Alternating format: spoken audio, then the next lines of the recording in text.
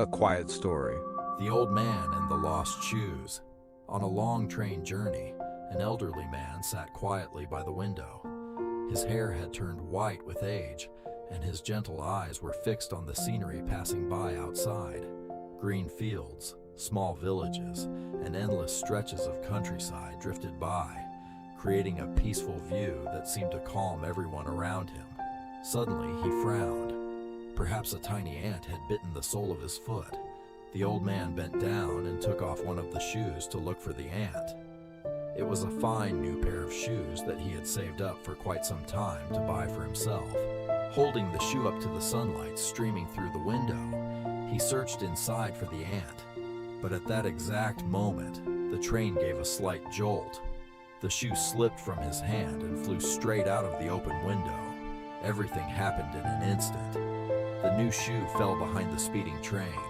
The passengers watched in sympathy. They assumed the old man must be upset. What a shame. That shoe looked new and expensive. But then something unexpected happened. Without a moment's hesitation, he picked up the remaining shoe and tossed it out the same window.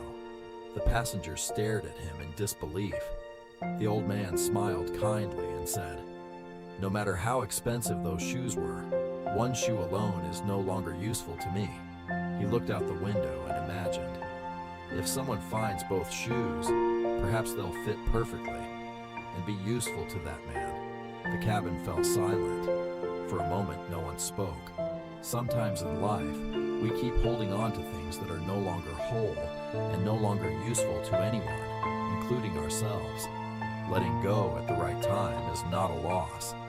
It is a sign of wisdom, and sometimes it becomes a gift to someone else.